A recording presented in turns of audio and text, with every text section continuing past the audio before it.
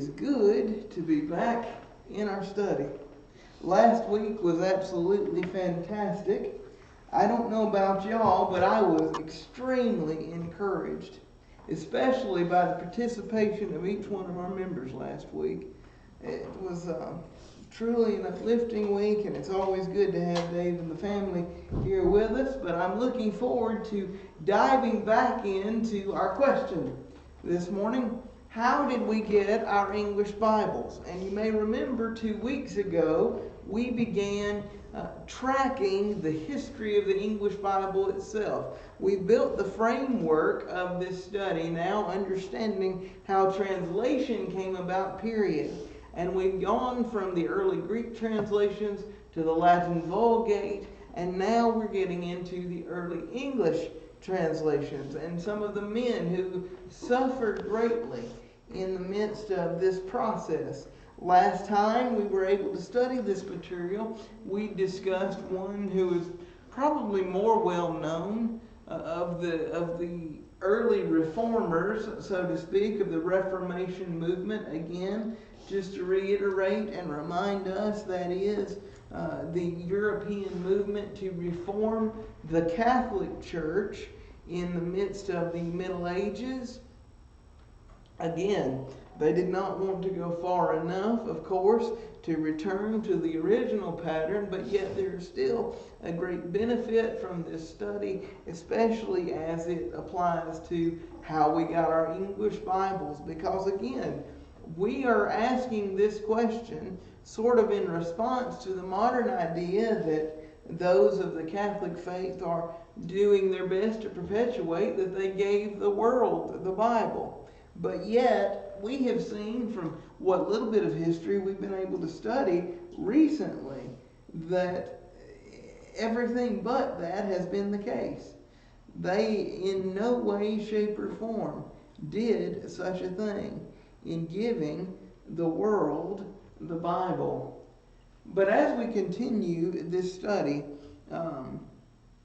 this morning, we're going to spend the majority of our time, and I'm going to try, since we were kind of shorted by a week, to combine a couple of these things into one lesson. But we're going to spend the majority of the time talking this morning about John Huss, who was one of the followers of Wycliffe. Though they lived thousands of miles from one another on the European continent, they had a great influence upon the early foundations of the Reformation movement. Martin Luther, who is really known as the father of the Reformation, sort of the figurehead of that period of history, would directly point back to the writings of Huss as sort of the thing which began to spur his thinking to look into the scriptures themselves and to see whether or not what the Catholic Church of his day was teaching lined up with the things in the Bible. And so we all know full well, and we won't spend much time with Luther in this class because he doesn't have much impact upon the English Bible itself, but we all full know well that eventually he developed 95 theses, or if you want to make that a little simpler for your mind to remember, 95 issues he had with the Catholic Church that he nailed to the church door that began the ball rolling, so to speak. And pretty much the number one thing between Luther and even his predecessor, John Huss, who we're going to study this morning, the biggest thing was the practice of indulgences. That was the thing that spurred Wycliffe on. Wycliffe, again, was the one who influenced Huss through his writings, though they were not in direct contact with one another. Wycliffe, of course, being English, John Huss being from the Czech Republic, at least as we know it now, then Czechoslovakia. But as we study this man, we're going to learn quite a few things about him. It's an interesting story. His connection with Wycliffe and the movement towards the English Bible. He actively promoted Wycliffe's ideas. He was sort of the one who was the Elisha to his Elijah, if you want to make a biblical comparison to this sort of thing. The one to sort of take on the mantle after the death of Wycliffe, the martyrdom of Wycliffe, and that the people should be permitted to read the Bible in their own language. That's really the point. Because one of the things that they knew in these early days that would help combat these things that they had issue with the Pope and the Catholic Church, was that the people needed the knowledge. You see, before, all of the knowledge came from one source. If you wanted to know anything about God, about religion, about proper spirituality, about any kind of life where one could live right before God, or at least in as much as they understood what that meant, there was only one place that you could go. You could only go to the church and appeal to them and ask them questions.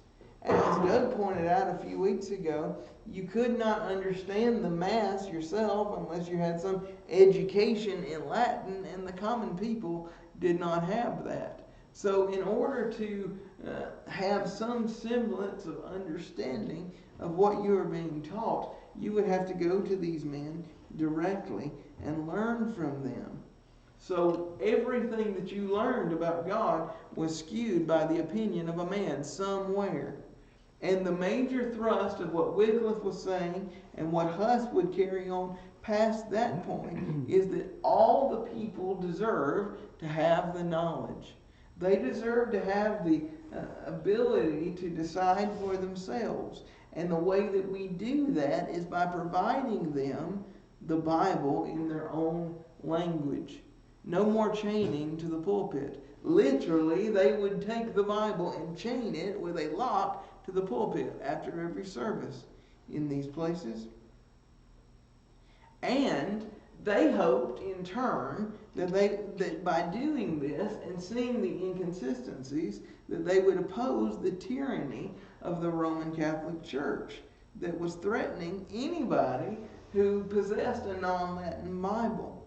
Though these things did exist at this point, at least Wycliffe's translation was somewhat distributed. Anyone who was caught with it, really any non-Latin translation at that point, was threatened not with just excommunication, not with just being put out of the church, but with execution. Of course, we know Wycliffe was burned, and John Huss as well, burned at the stake. Imagine that for a minute. We know that these men were not Christians by the biblical pattern, that we know full well, and we understand that. But inasmuch as they knew, and as much as they understood, they were willing in their faith to God to go to the death for Him because of what they believed. How many of us could say that same thing? Owning this book was illegal. Having this in your possession where you were found with it was illegal under the penalty of death. And not an easy death. I don't know about y'all, but I have sat up sometimes when I was young especially and thought, what would be the worst possible way to die? Burning alive has always been the one that's come to my mind. You heard it for something to think about. I know. I guess so. That or I just can't sleep. Well, it goes to show the power of the Catholic Church, though, because it wasn't a particular government that was executing people. No. It was the Catholic Church, because the church told the government what they were That's doing. right. And that gets back to a point you made a few weeks ago, Dennis. It all comes back to money and power. And the truth about it is, they had all the money and all the power. The church. Yes. They controlled the governments. They controlled the kings. At this point, there was no more powerful entity in the entire world as far as politically as far as control of the people than the Catholic Church. In Europe in this time, they were living under a form of government that we would call a theocracy, really. The kings were puppets. They were figureheads. They really didn't have much power. The Pope decided, on the western side of things, what happens. On the eastern side of things, the presbyters of the Orthodox, and further up, they would decide what was going on. But that is what led to the devastation of the Middle Ages. Why were the people so poor? Why was serfdom so common? Why were they so far oppressed and so much poverty in those days? The church, the Catholic Church, I use that term very loosely, were draining people of their money in name of the faith, mainly through this practice of indulgences, so that they could build their basilicas and their places that you see now, beautiful pieces of architecture. But when you go to Rome, or you see programs on the History Channel or anywhere else about Rome, and you see these things, and you see the Vatican, look at these buildings and go, these things were built on the backs of people that they were either oppressing or killing for their own profit. As beautiful as the architecture may be, every bit of that's built on blood money. So in other words, love your neighbor as yourself didn't factor into their beliefs. No, sir. Not at that point. But Huss is a tremendous story. And I want to spend what time we have this morning sort of reviewing that. As I mentioned, Huss had a tremendous impact upon Luther. And that really is what got the ball rolling into the full Reformation. Wycliffe and Huss were sort of known as pre-reformers. But I like what Luther said about this man. And I want to give you a quote from Huss himself in just a moment. But he once said about a book, a volume of the writings of Huss that he had come across. He was overwhelmed with astonishment in reading what he had to say. I could not understand what cause they had to burn such a great man who explained the scriptures with so much gravity and skill. You see, that was Huss's thrust. That was all he was trying to do, was explain the scriptures as best he could for the common people. And as Luther sat in a monastery reading that as he was training for the priesthood, he could not understand how they could burn a man like that. Well, the reasoning behind why they could and how they could is exactly what we've been talking about. He was getting in the way. You don't put something in the path of a cart that's moving that fast. The Catholic Church was set upon domination of the people in that moment. And if you got in the way, you would be crushed. Seems to me that that's just human nature, isn't it? Look at the way the Jews reacted to Jesus.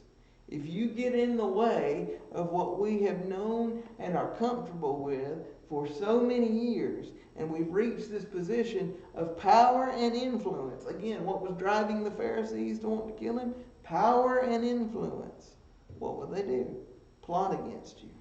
And so, simply because he wanted to give the word of God to the people, he was killed, burned at the stake.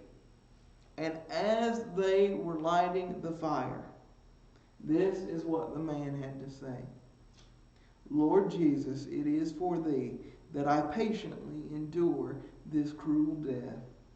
I pray thee to have mercy on my enemies. Question, would any of those people lighting the fire have had that same attitude towards that man? No. Was he a Christian? No. But he certainly understood sacrifice. And he certainly believed wholeheartedly that he was doing what was right. I patiently endure this cruel death. I thought about that and the persecution of our early brethren, even prior to this in the first century.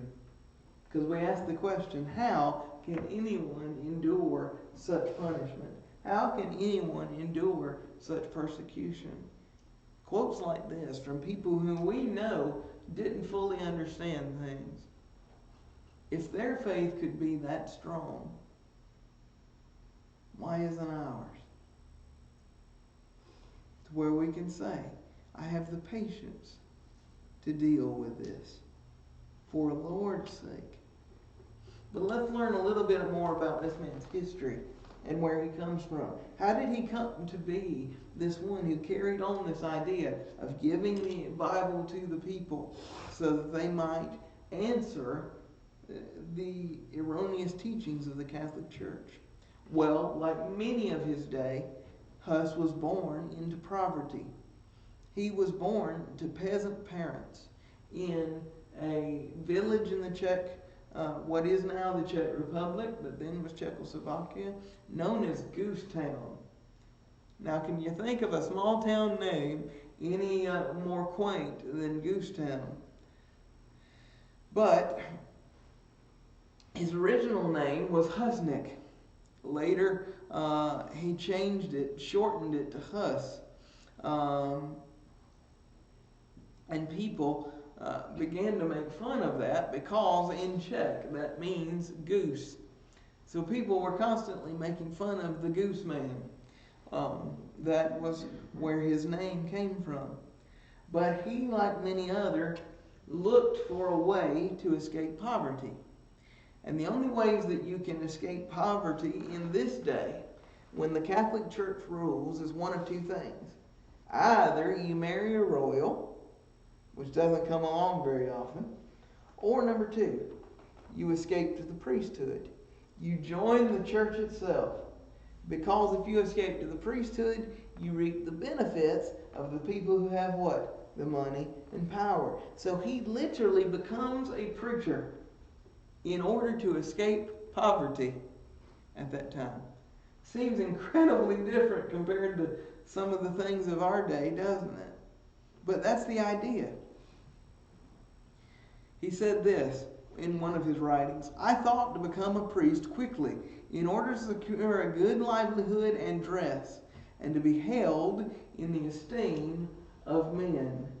Now, what does that sound like that we know from our biblical studies? It sounds like the attitude of the Pharisees of the day. They make their phylacteries broad, for they love the praise of men.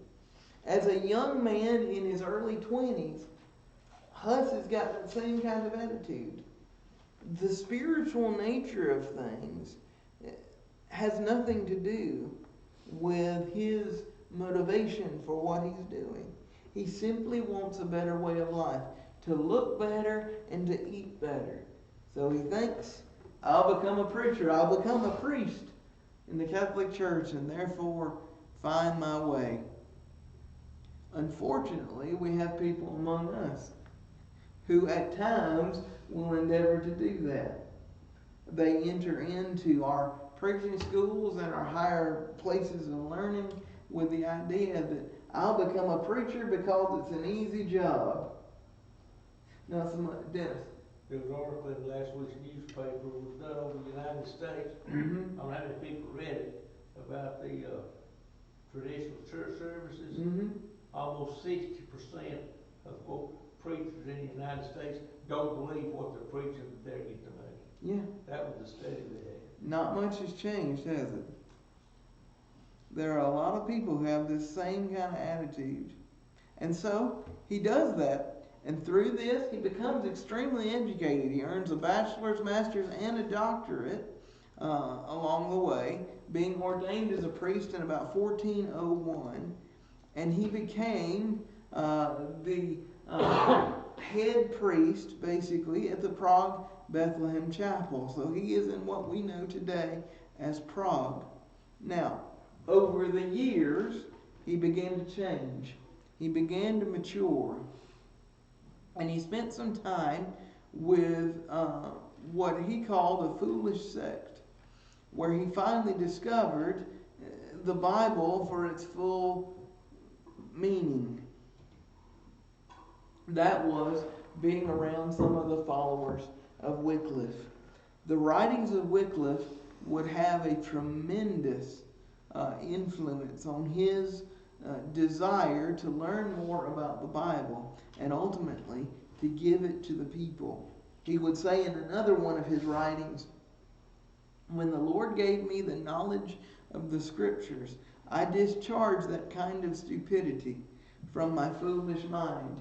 Speaking of the dogma and the doctrine of the Catholic Church, the more he studied the text itself, the more he realized there's a problem here. And with all of these men, as we study them over the next few weeks, that's what we're going to see. The more we study, the more we see the problems. And so he began to stir up interest in these sort of things, taking on the mantle of Wycliffe throughout Bohemia, technically what is the northeastern portion of the Czech Republic today. But again, his entire thrust was to give the people the Bible in the common language. Not necessarily English, but you can see how this would lead to the development of the English Bible. This idea of giving the Bible to the people in their common language. Because again, that was the purpose. Give the people the knowledge, and hopefully they will do as I've done. They will do away with their association with this foolish sect, as he called them. They began to continue to warm to these ideas of Reformation. They knew that there needed to be a change, and that change needed to come from the Scriptures and the Scriptures alone. The longer he went, Huss began to increasingly trust the Scriptures over anything else. As he said, "I desire to hold, believe, and assert whatever is contained in them as long as I have breath in me." You see, that wasn't the watchword of the day. That wasn't the way that they were taught in their schools. It wasn't the way that they were instructed. They were instructed in the words of the Pope more than the Scriptures. They were instructed in the liturgy of the Mass more than they were the actual Scriptures themselves. And as Huss and others studied, the more they realized, I want to hold to them more than any of these other things. Now, two men had a great deal of influence into what eventually would happen to Huss, his burning at the stake for preaching such things and for intending to give the people the Bible in the common language. Pope Alexander V and, of course, John the 23rd. These two men would ultimately be the ones behind his persecution and death, all simply because he was doing his very best to give the people the knowledge which they desired to have, to know God, to learn that God was not the God that the Catholic Church was teaching them about in those days.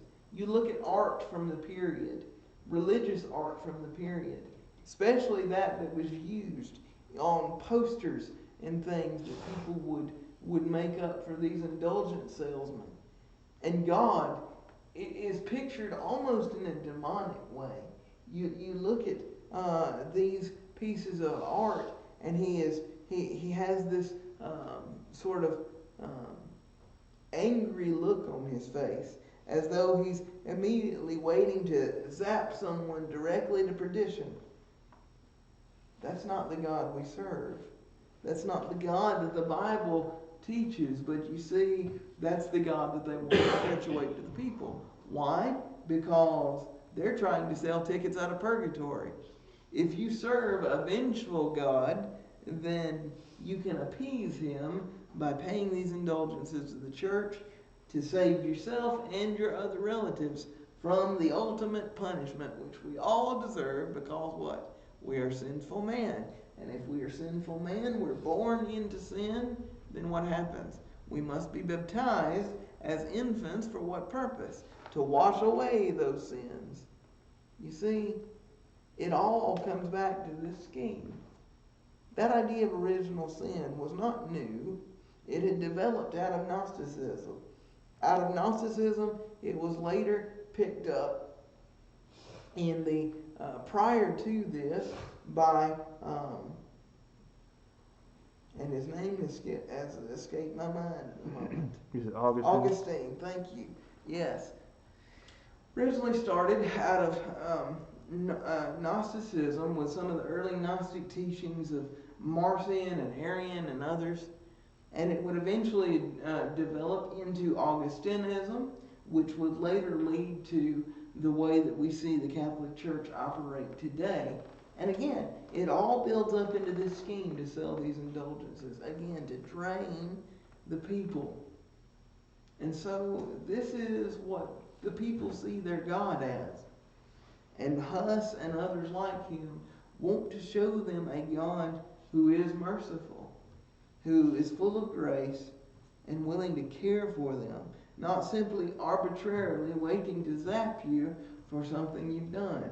So if you will pay these people, you will then appease God. What does that sound like more than Christianity? Paganism. Paganism. It's exactly what the Greeks were doing. You see these things run in cycles. And men like us, men like Wycliffe, were trying their best to fight against that. Again, as they continued to persecute him, in 1415, he is stripped of his priestly garments and burned at the stake as a heretic for these teachings.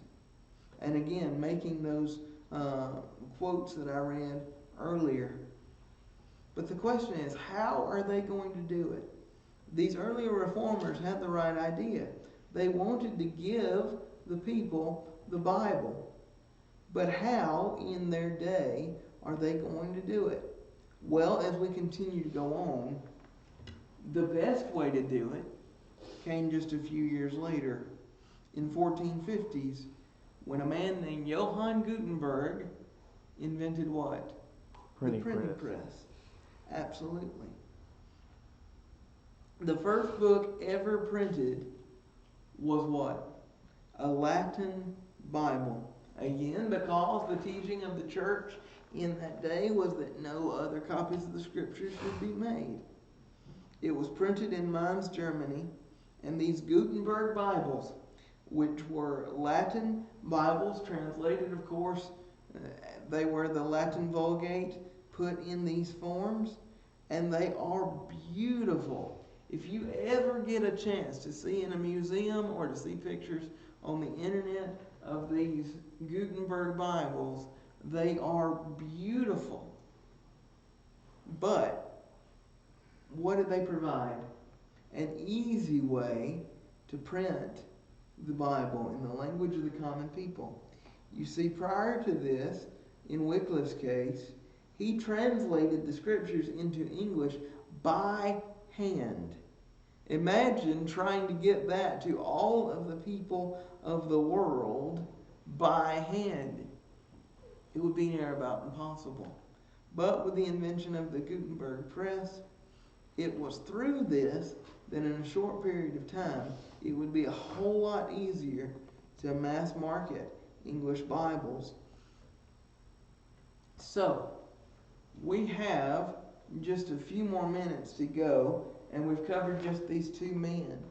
But what I want you to understand in looking at these two things is that the focus of the entire thing, the focus of this entire push, is to give the Bible to the people in their common language. They want to reform the Catholic Church, which is good, but not good enough. They wanted to bring it back to more of what they were reading. How I wish that they had gone further. But yet, it led to a great deal of good for us. Because you see, in the midst of all of this, there were still our brethren amongst them. You can see them all throughout Europe in these days. They would come about and be called by many different names. But yet there were those that were meeting underground, even in this moment, when this group, the Catholic Church, was controlling the entire world. They were still perpetuating the truth, baptism by immersion. Even up until the 5th or 6th century, there were still basilicas being built within the Catholic Church itself with baptismals, full baptismal pools, not very dissimilar to what we have back here, though they were not practicing it as often. The elements of the truth were still there, and many were still holding to it. Yet we have to find those records because, again, those who have the majority power write the history books. And that's why we have to do this sort of research, to learn these things. Now, there was another man who came up about this same time, within about 40 years of when the Gutenberg press was invented. He was an Oxford professor. Thomas Linacre. Some of you may be familiar with Thomas Linacre. He taught at Oxford, and actually he was the personal doctor of Henry VII and Henry VIII. But he was crucial into the development of the English Bible because he had a problem with the Latin. His first thought was, why would we deal with the translation when the original texts are still around for us? And so he appealed to go back to the original languages. He, of course, being an educated man and having access to such volumes, began to read all 4 Gospels in the Greek text itself. And as he read all 4 Gospels, he began to compare it to the Latin Vulgate. The Vulgate is not a perfect translation. No translation really is perfect. But he noticed enough inconsistencies in it that he began to say that, as he wrote in his journal, either the original Greek text, is not the gospel, or we are not Christians. He saw it that plainly, because having read both, he sees there's a difference. The Latin had become so corrupt by this point. As generations of the Catholic Church would come on, and the Pope would continue to speak ex cathedra and add more things to the doctrine, they began to add more to the text of the Latin scriptures, and so it became further and further away from what it had originally been translated as. And people like Linacre began to see these inconsistencies. And it was so corrupt that it no longer even preserved the basic message of the gospel in Linacre's mind. Yet, at this point even, and we're all of these years removed from the death of ones like Huss and Wycliffe. You think about Huss dying in 1415. We're nearly 100 years from him by the time that Linacre is living, and he sees the difference in 100 years, that it is no longer preserving the basic message. He can see that. And yet, the church is still threatening to kill anyone who reads the scripture in any other language than the Latin. So, what a thought. If this is not the gospel, if this is not the New Testament, then we are not Christians. It was that big of a difference. So we can't say, as some might have said, or might have even asked as a question, and it's a legitimate question, as you might ask sometimes, well, what if they had just taught the people Latin? Why didn't they just give the people the scriptures? We have to understand that they added to this translation for many, many years, much what the popes would add to the dogma. And so it would become further and further away from the truth. Now, people like Lineker would lead to men like Jean Claret, who we can't really get into very much this morning as we only have about 5 minutes. But he, again, had a tremendous impact upon the English Bible as he spent a great deal of time reading the New Testament in Greek and translating it into English. In about 1496, he begins this journey. So about 6 years after Lineker makes statements such as he did, he begins translating it into English for his students at Oxford and later for the public at St. Paul's Cathedral in London. That is a famous cathedral there.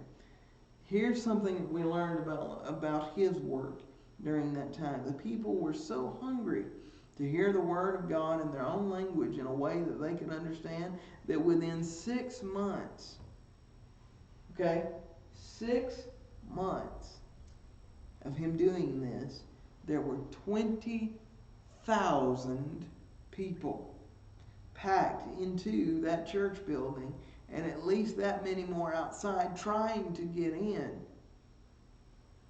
just to hear the Word in a language that they could understand.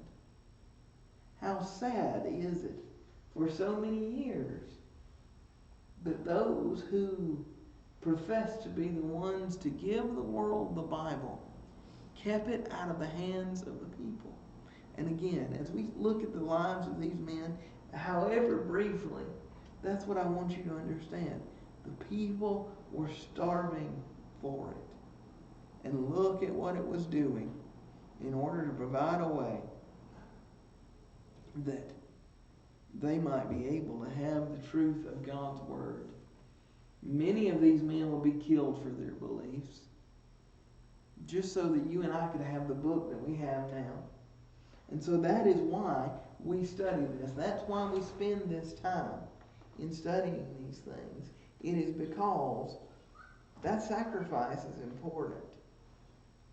These men were willing to give up their lives so that you and I would have the hope that we have. Because we have the pure Word of God preserved for us in a language that we can understand, so that we might learn and benefit from it. That's the purpose of all of this. These places are distant from us, and it's hard for us to imagine some of these places where we've never been. But had it not been for their efforts, you and I wouldn't be able to go to the dollar store with $1 in our pocket and pick up a paperback copy of the Bible that we could give to anyone. It is still the New York Times bestseller, even in a godless world as it seems to be that we live in now. It is still having such an impact. I saw a thing recently, the infamous Bible app. Some of you may know the YouVersion app that's available on all these tablets and your phones. I noticed the other day there was an article that they had reached 500 million downloads. 500 million people have access to many, many translations of the Scriptures in many, many different languages on these phones in their pockets that they carry around with them all day, every day. Do they use it all the time? No. But having that kind of an access, you see, God provided a way that it would be preserved, that we would be able to benefit from it. And though these men certainly had flaws, as many of us do, their efforts should not go unwarranted for the good that they did to make sure that that was possible. And so next week we will pick up looking at a few more of these important men in the translation. Next week we're really going to focus on 2 men before we get into the development of the King James Bible, which I want to spend a good bit of time on. We're going to look at 2 men We're going to look at Erasmus, and we're also going to look at William Tyndale. When you think about the development of the English Bible, the first two names that ought to come up as most important are Wycliffe and Tyndale. And so we're going to look at them next week and ultimately try to make our way from that point to the development of the King James translation.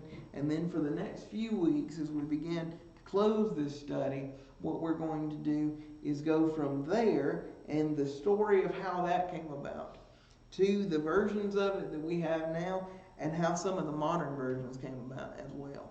But anyway, thank you for your attention this morning, and we will go ahead and dismiss.